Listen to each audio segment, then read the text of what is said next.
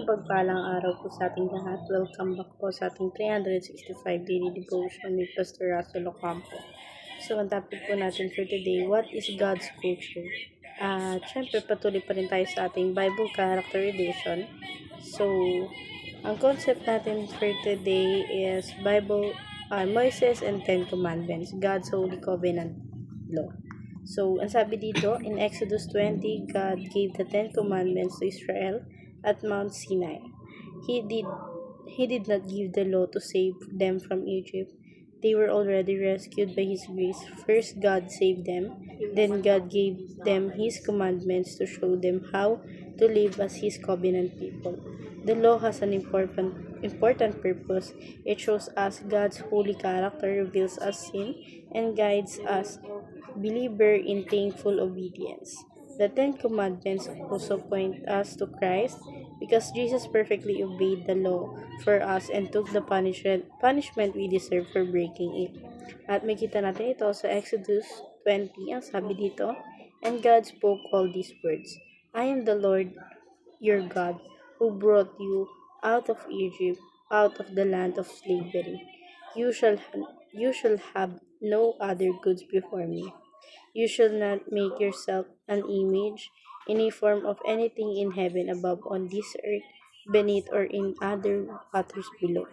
You shall not bow down to other worship them, or I, the Lord your God, I am jealous God, punishing the children for the sin of parent to the third, fourth generations of those who hate me, but showing love to thousand generations of those who love me and keep my commandments. At ngayon po, share ko po yung mga natutunan ko sa naging topic po natin for today.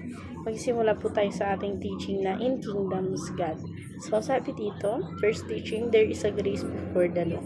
So, sinabi rito na may kabutihan pala bago ibigay ng Panginoong Kristo yung utos na kanyang inilatag. Sa ating second teaching naman, there is a culture that loves God. So, may mga tao talagang nagmamahal sa Diyos, lalo-lalo na yung kanyang mga anak. Sa ating third teaching naman, there is a culture that loves people. So, meron din mga tao or isang culture na nagmamahal sa isang tao or mapagmahal sa kanyang komunidad. So, dadako tayo ngayon sa ating application. First application, rely on God's grace in order to obey His law. So, kailangan mag-rely tayo sa kabutihan ng Panginoon Kristo sa buhay natin. At syempre, gawin natin yung mga dapat gawin at hindi dapat gawin. So, sa ating second application naman, love God with all your heart. So, mahalin natin si Kristo ng buong puso at syempre, ialin natin yung buhay natin sa Kanya. Sa ating third application naman, love people as you love yourself. So, may kasabihan niya, di ba, na mahalin mo ang kapitbahay mo gaya ng pagmamahal mo sa sarili mo. So, dapat ina-apply din natin yun sa ibang tao. So, dadako tayo ngayon sa ating last part, which is in discussion. Why did Jesus summarize all the commandments of loving God and loving people? Para sa akin kasi para magawa ng mga tao yung dapat gawin, syempre, mas matutunan nila na yung mga hindi dapat gawin is hindi dapat ginagawa. Yung mga dapat gawin is dapat mong gawin. Sa ating dive deeper, how do the Ten Commandments influence the world? Para sa akin, most of the people sumusunod sa Ten Commandments. So, ayun kasi talaga yung ibinigay sa atin ng Diyos na